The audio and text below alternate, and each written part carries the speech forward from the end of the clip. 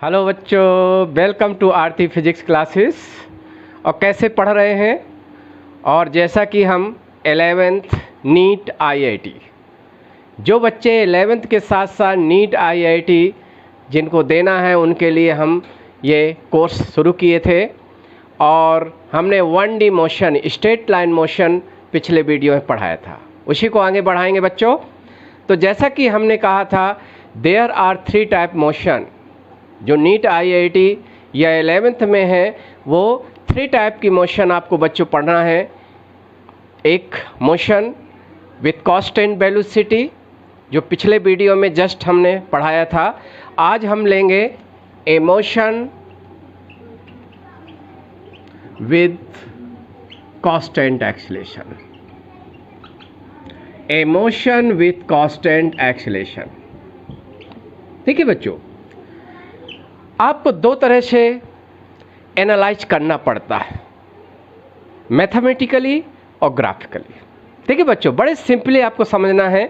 एक ऐसी मोशन जिसमें एक्सेलेरेशन कांस्टेंट है, तो क्या कहेंगे? देखो, ये एक्सेलेरेशन कांस्टेंट मतलब पूरी मोशन के जो दौरान है पूरा एक्सेलेरेशन एक ही वैल्यू है। आपको मालूम है एक्सेलेरेशन क्या होता है बच्चों? जो पर सेकेंड जो स्पीड चेंज होती है, 1 सेकेंड में जितनी स्पीड चेंज होती है वो एक्सेलेरेशन है। यदि स्पीड इंक्रीज हो रही है तो पॉजिटिव एक्सेलेरेशन होता है बच्चों। यदि स्पीड कम हो रही है, डिक्रीज हो रही है, तो नेगेटिव एक्सेलेरेशन। और नेगेटिव एक्सेलेरेशन किसके इक्वल होता है? रिटार्डेशन के इक्वल होता है। समझ में आए बच्चों?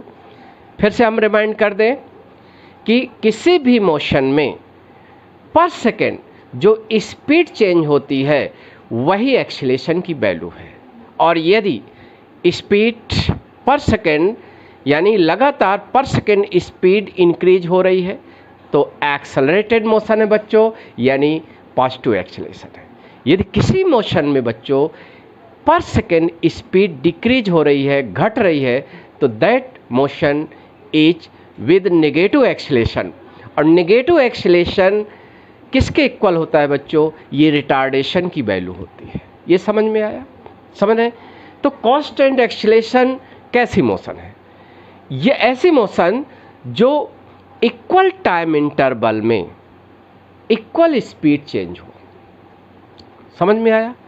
If speed change is same in equal time interval, that motion is called uniform accelerated motion बच्चों। इसको यूनिफॉर्म एक्सीलरेटेड मोशन भी कहते हैं या यूनिफॉर्म रिटार्डेड मोशन भी कहते हैं।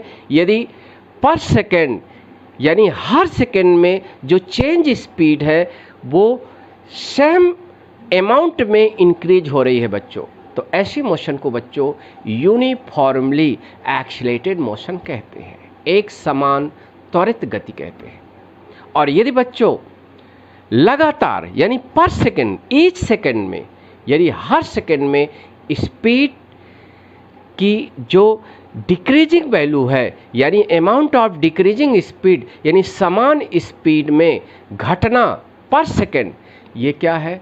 ये यूनिफॉर्मली रिटार्डेड मोशन है बच्चों, एक समान मंदन गति होती है बच्चों। समझ में आया कि नहीं? यानी यदि इक्वल टाइम, यदि हम इसको ऐसे कहें बच्चों कि जैसे एक्सेलरेशन कांस्टेंट है। देखो, यू हैव टू एनालाइज। यदि आप अच्छे क्वेश्चन सॉल्व करना चाहते हैं बच्चों नीट आईआईटी लेवल के, तो you have to start, you are taking each topic as just from bottom. आप बॉटम यानी एक बेस से आपको कंसेप्ट बनाना पड़ेगा बच्चों। जैसे कोई कहता है कि यूनिफॉर्मली एक्सीलरेटेड मोशन क्या है, तो you have to clear it with example. आपको एग्जाम्पल सहित आपको क्लियर होना चाहिए कंसेप्ट। देखो बच्चों, यदि एक्सेलरेशन कांस्टेंट है तो यहाँ हम dv/dt कांस्टेंट कह सकते हैं, क्योंकि एक्सेलरेशन कांस्टेंट कहो या बच्चों the time rate of change velocity is constant, क्योंकि the time rate of change velocity is also equal to acceleration, that you can say ये भी है। ये कांस्टेंट है, ठीक है। इसका मतलब है कि डेल्टा टी, यानी ये डेल्टा टी सेम है, तो डेल्टा वी भी सेम होगा, समझ रहे हैं, क्योंकि इसका रेशियो और इसका ratio change in velocity her time interval में सेम है बच्चों। जैसे हम टेबल में भी बना सकते हैं, जैसे हम कहें टी और भी, देखिए बच्चों, जैसे हम कहें टी की वैल्यू सेकंड में लें और इसकी मीटर पर सेकंड में लें, और जैसे हम कहें जैसे 0 सेकंड में, मान लो वेलोसिटी 0 सेकंड में 5 है और 2 सेकंड में 10 है और 4 सेकंड में 15 है और 6 सेकंड में 20 है, ठीक है। कभी कभी आपको टेबल एनसीईआरटी आप पढ़ेंगे तो ये चीज़ें मिलेगी बच्चों। जैसे एक इंस्टेंट है, एक वेलोसिटी है, अलग अलग इंस्टेंट में अलग अलग वेलोसिटी आप टेबल दिया गया है और कह दिया जाए given motion is uniform accelerated motion या नॉन यूनिफॉर्म एक्सीलरेशन मोशन।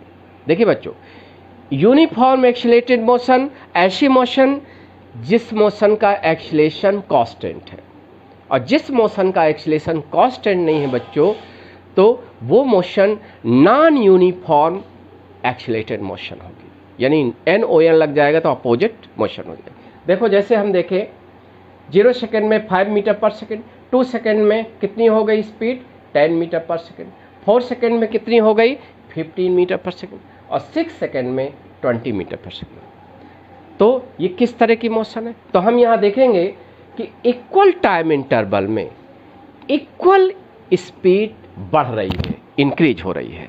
क्या हो रहा है बच्चों, there is equal speed increase in equal time interval, तो that motion will be uniformly accelerated motion.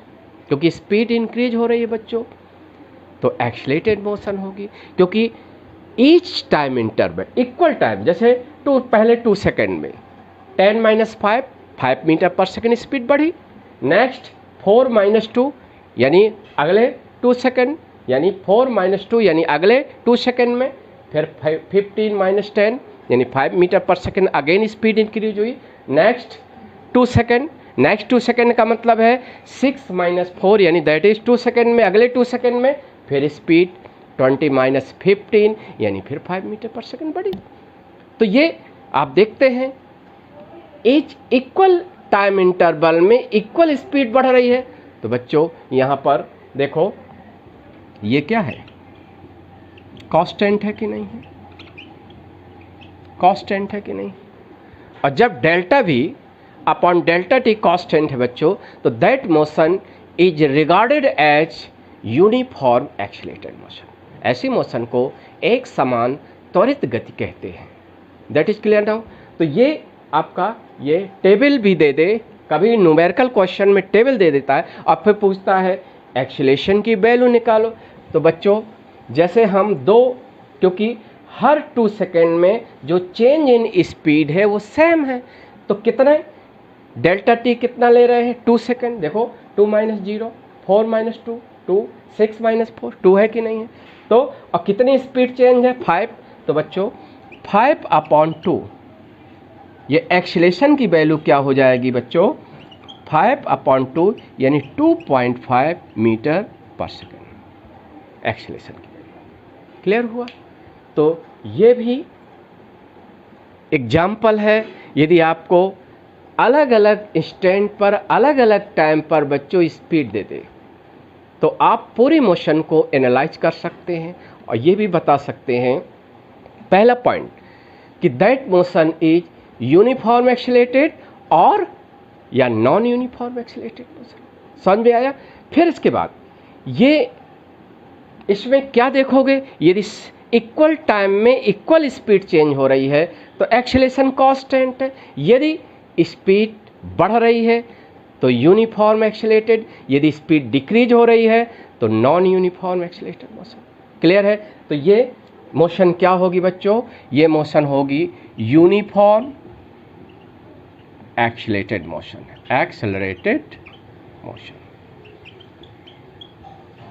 ठीक, यूनिफॉर्म एक्सीलरेटेड मोशन, यानी हर सेकेंड में, यानी हर 2 सेकेंड में कितनी स्पीड इस मोशन में इंक्रीज हो रही है, 5 मीटर पर सेकेंड। तो एक्सीलरेशन कितना होगा पर सेकेंड, जैसे 2 सेकेंड में 5 मीटर पर सेकेंड बढ़ रही है, तो 1 सेकेंड में 5/2 यानी 2.5 मीटर पर सेकेंड, यानी 1 सेकेंड में 2.5 मीटर पर सेकेंड स्पीड इंक्रीज हो रही है। बच्चों ये इसका एग्जाम्पल है, ये क्लियर हुआ। तो ये एक्सीलरेशन आपका क्या है, पॉजिटिव है, कांस्टेंट है, या इस मोशन को क्या कह सकते हैं बच्चों, ये हम जो टेबल बनाए हैं इस टेबल में क्या कह सकते हैं कि हमारा जो एक्सीलरेशन है बच्चों, एक्सीलरेशन है, एक्सीलरेशन मीन्स dv/dt, ये क्या है, कांस्टेंट है। हर चीज को एनालाइज करो, एक्सीलरेशन कांस्टेंट है। क्यों कांस्टेंट है, बिकॉज हर 2 सेकेंड में चेंज इन स्पीड सेम है हर जगह, तो एक्सीलरेशन कांस्टेंट है। अब पता करना है, हमने कहा था जब भी वीडियो हमने आपको दिया है तो कोई भी 1D मोशन पढ़ा रहे हैं बच्चों, स्ट्रेट लाइन मोशन पढ़ा रहे हैं, स्ट्रेट लाइन मोशन में हमने कहा था 2 वर्ड आपको लिखना है, एक कांस्टेंट या वेरिएबल में एक वर्ड चुनना है, और पॉजिटिव या नेगेटिव में एक वर्ड चुनना है।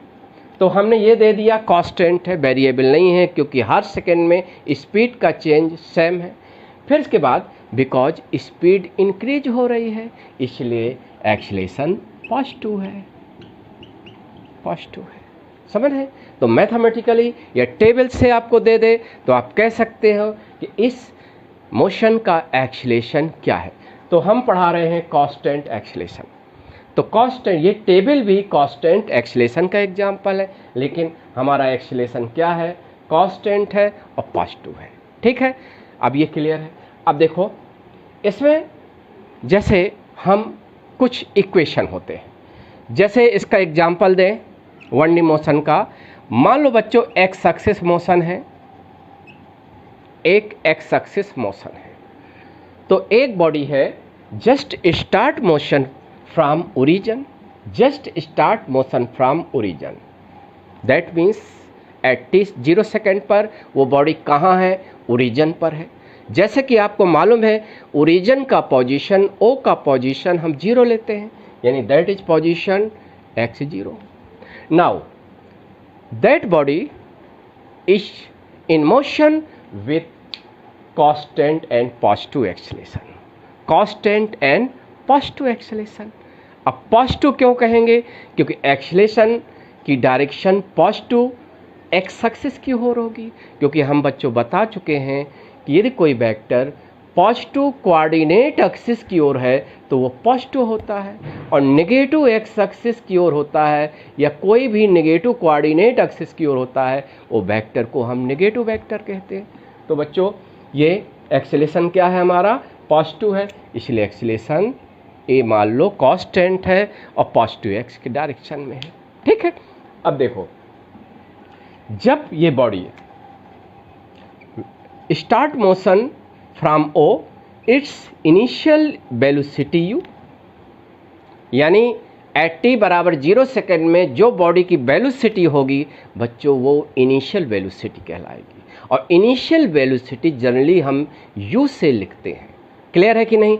और इनिशियल पोजीशन 0 है क्योंकि t बराबर 0 पर कहाँ थी बॉडी, O पर थी, और O का पोजीशन बच्चों 0 होता है, तो t बराबर 0 पर x0, बट वेलोसिटी u है, यानी इनिशियल वेलोसिटी u है, ठीक है। नाउ एक हमने बताया था कि यहाँ इनिशियल वेलोसिटी और एक्सीलरेशन दोनों पॉजिटिव है, क्योंकि u भी पॉजिटिव x की ओर है और a भी पॉजिटिव x एक्सिस की ओर है बच्चों, इसलिए दोनों एक ही डायरेक्शन में है, प्लस प्लस यानी ग्रेटर देन जीरो, तो मोशन विल बी एक्सीलरेटेड, यानी एक्सीलरेशन जब किसी बॉडी के, पिछले वीडियो में हम पढ़ा चुके हैं, जब किसी बॉडी का एक्सीलरेशन बॉडी कि चलने की दिशा में काम करता है, ये डायरेक्शन ऑफ मोशन की ओर होता है, तो वो एक्सीलरेशन उस बॉडी की स्पीड को लगातार बढ़ाता है।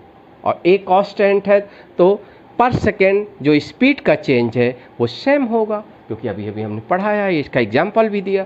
तो बच्चों मान लो ये टी टाइम के बाद ए पर पहुंचता है और आफ्टर टी सेकेंड बच्चों इसकी वेलोसिटी यू से इंक्रीज होकर भी हो जाएगी, क्योंकि पक्का है स्पीड बढ़ेगी, क्योंकि एक्सीलरेशन उसी दिशा में है जिस दिशा में बॉडी खिसक रही है, चल रही है या मोशन में है। डायरेक्शन ऑफ मोशन जो है वही एक्सीलरेशन की डायरेक्शन है। तो बच्चों भी यू से ज़्यादा होगा। और कितना खिसकता है? एक्स, यानी एक्स क्या है? डिस्प्लेसमेंट है। ठीक है, तो ये इस मोशन में कौन कौन से वेरिएबल हैं? वेरिएबल हमने बताया था बच्चों, वो वेक्टर्स जो टाइम डिपेंडेंट है, टाइम के साथ चेंज हो रहे हैं बच्चों, वो वेरिएबल हैं। और जिनकी वैल्यू एक ही मान है, फिक्स है, वो क्या है? कांस्टेंट है। तो ये पूरी मोशन में कौन कांस्टेंट है? यू कांस्टेंट है, ए कांस्टेंट है। समझ में आया? क्योंकि एक्सीलरेशन कांस्टेंट का मतलब है कि हर टाइम पर, हर टाइम इंटरवल में एक्सीलरेशन सेम है, क्योंकि हर सेकंड में जो स्पीड का चेंज है वो सेम है सब पूरी मोशन में, होल मोशन में। समझ में आया बच्चों? तो यहाँ इस मोशन में बच्चों वेरिएबल कौन है? जो टाइम के साथ चेंज हो रहा है। अब टाइम के साथ कौन चेंज होगा? वेलोसिटी चेंज होगी, समझ रहे हैं? और एक्स भी चेंज होगा, क्योंकि जैसे जैसे टाइम बढ़ेगा, इंक्रीज होगा, वो बॉडी पॉजिटिव एक्स की ओर खिसकती जाएगी, तो एक्स बढ़ता जाएगा और वेलोसिटी भी बढ़ती जाएगी। समझ में आया? तो वेलोसिटी भी और एक्स बोथ आर वेरिएबल। ठीक है बच्चों, तो यहाँ देखिए कुछ इक्वेशंस होते हैं। इक्वेशन बच्चों एनसीईआरटी में दिए गए हैं। इक्वेशन कौन कौन से इक्वेशन होते हैं? एक तो पहला ये होता है AT, एक ये होता है हाफ AT स्क्वायर, एक ये होता है V square U square 2AX। ठीक है, ये आपको याद रखना है। ठीक है, these equation are for a motion with constant and positive acceleration. ये बच्चों फार्मूले आपको लगाना है। जैसे होता है ऑब्जेक्टिव टाइप एग्जाम देना है तो आपको ये मालूम होना चाहिए, जैसे क्वेश्चन आएगा तो आपको ये मालूम होना चाहिए कि इस क्वेश्चन में हम फार्मूला क्या यूज करें। तो जैसे कोई भी क्वेश्चन है, ऐसी मोशन जिसमें एक्सीलरेशन कांस्टेंट है बच्चों और पॉजिटिव है, हम पॉजिटिव कब कहेंगे? जब बच्चों, क्योंकि ये मोशन क्या है? एक्सेलरेटेड मोशन है।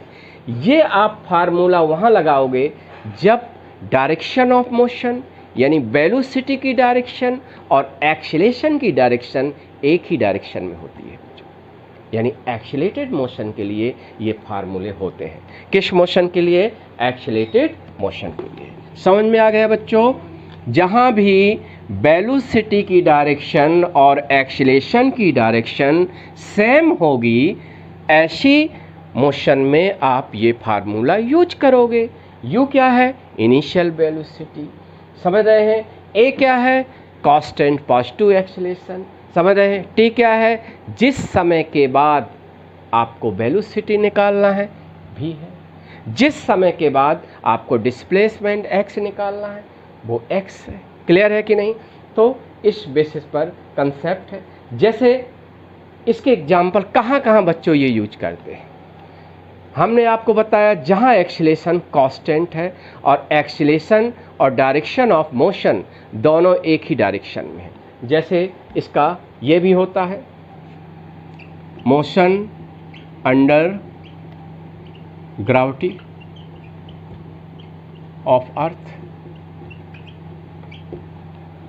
यानी मोशन अंडर ग्रेविटी में भी माना गया है कि जी जो होता है वो कांस्टेंट होता है। समझ रहे हैं? अब जी कांस्टेंट होता है, इसकी जी कांस्टेंट का मतलब है कि एक वेक्टर कांस्टेंट। अब बच्चों वेक्टर कांस्टेंट कब होता है? जब वो वेक्टर का मैग्नीट्यूड और डायरेक्शन दोनों सेम रहे, दोनों चेंज, इनमें से कोई चेंज ना हो। तो आपको मालूम है जी, अर्थ का जो जी होता है, acceleration due to gravity of earth, vertically downward रहता है। और इसकी वैल्यू या 9.8 लेते हैं, 10 लेते हैं, जनरली दिया रहता है, समझ रहे हैं। तो अब ये जी जो करेगा वो उसकी तो कांस्टेंट है, उसकी डायरेक्शन फिक्स है।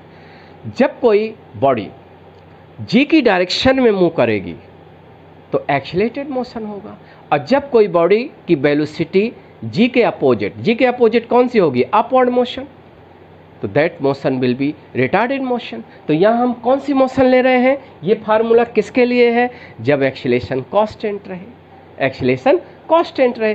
तो एक्सीलरेशन कांस्टेंट, जी भी कांस्टेंट होता है। और दूसरी चीज एक्सीलरेटेड मोशन हो। और बच्चों, एक्सीलरेटेड मोशन कब होता है, एक्सीलरेटेड मोशन तब होता है जब वेलोसिटी एक्सीलरेशन सेम डायरेक्शन में हो, समझ रहे हैं। तो जरा सोचो, जी तो कांस्टेंट है, जी की डायरेक्शन तो फिक्स है कि that will be vertically downward. अब कोई भी बॉडी, कोई भी मोशन जब डाउनवर्ड होगी तो डाउनवर्ड मोशन एक्सीलरेटेड हो जाएगी और अपवर्ड मोशन रिटार्डेड हो जाएगी। तो यहाँ बच्चों ये जो किस मोशन के लिए, ये डाउनवर्ड मोशन, डाउनवर्ड मोशन के लिए, ठीक है। डाउनवर्ड मोशन ये है बच्चों, जैसे हम कोई एक बॉडी है, इसको हम यू स्पीड से वर्टिकली डाउनवर्ड प्रोजेक्ट करें, हम कोई भी बॉल को यू स्पीड से डाउनवर्ड प्रोजेक्ट करें, ठीक है। आपको मालूम है जी भी नीचे है, ठीक है, जी भी नीचे है। अब एक दिन हमने पढ़ाया था, जो बच्चे पूरे वीडियो हमारे देखे होंगे, तो हमने आपको बताया था condition for straight line motion. शायद ये पहला ही हमारा वीडियो है, 11th जो लिखा हुआ है, आप 11th नीट IIT के लिए मोशन इन स्ट्रेट लाइन लिखा हुआ पार्ट 1, जो बच्चे नहीं देखे हैं तो ये देख सकते हैं।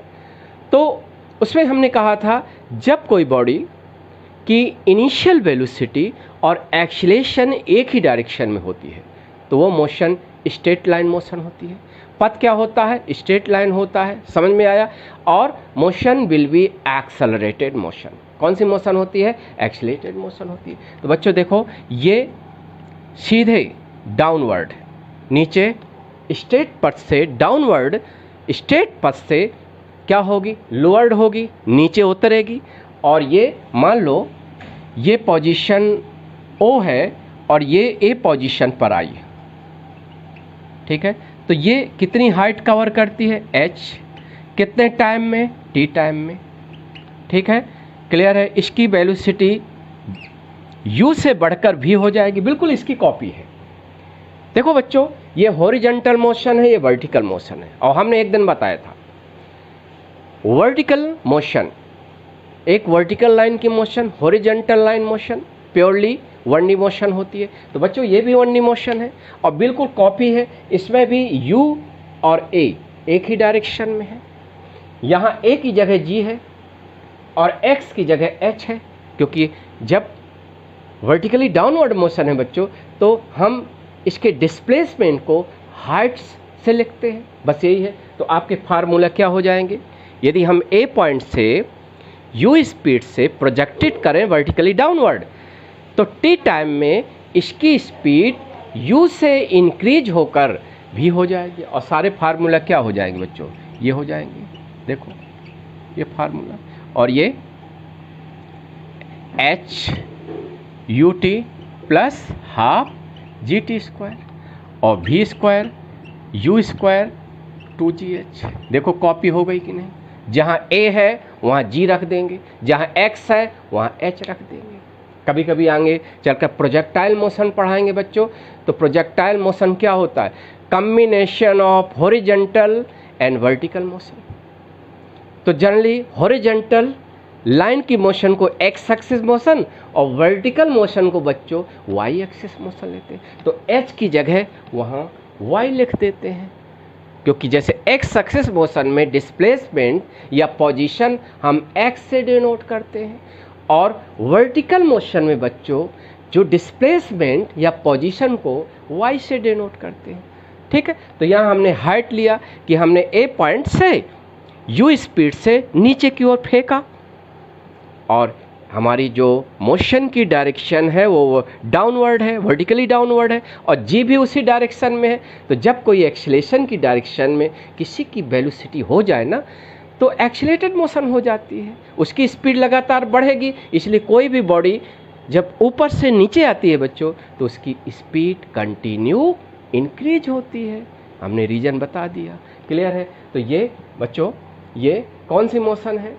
Constant and positive accelerated motion. समझ में आ गया सभी बच्चों को? ये क्लियर है। अब देखो, इसी में हम यदि कह दें नेगेटिव, यानी एक्सीलरेशन आपका क्या है?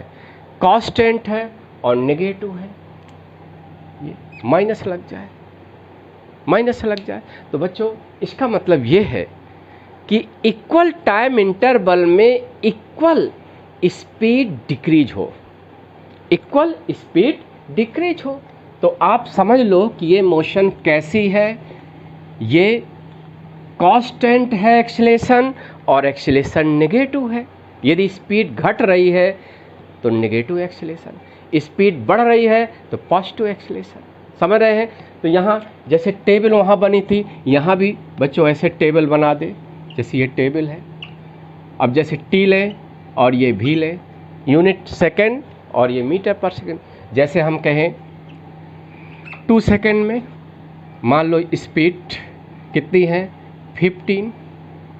4 सेकेंड में मान लो 10, 6 सेकेंड में मान लो 5, और 8 सेकेंड में 0।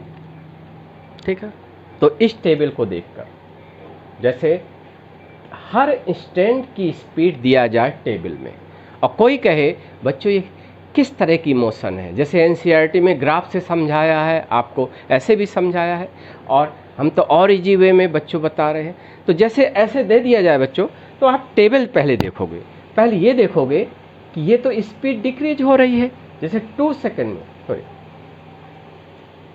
देखो ऐसे थोड़ी 2, ये 2, थोड़ा इसको मॉडिफाई बच्चों कर लेना, ये 6, ये 6, जैसे ये दिया गया।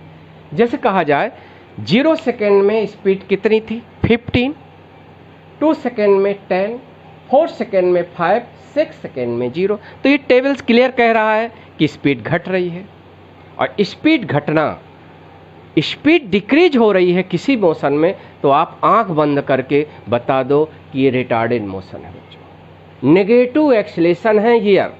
समझ रहे हैं? पहला पॉइंट। फिर आप दूसरा जज करोगे, देखो हमने पॉजिटिव और नेगेटिव में एक चूज कर लिया। एक्सीलरेशन पॉजिटिव कब होगा?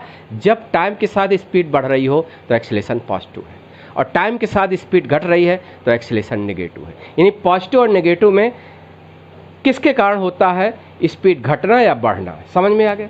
फिर अब कांस्टेंट की बारी है। यदि आप देखते हो कि इक्वल टाइम में इक्वल स्पीड चेंज हो रही है तो एक्सीलरेशन कांस्टेंट है। तो देखो 2 सेकेंड में 15 माइनस 10 यानी 5 मीटर पर सेकेंड। अगले 2 सेकेंड में 10 माइनस 5, 5।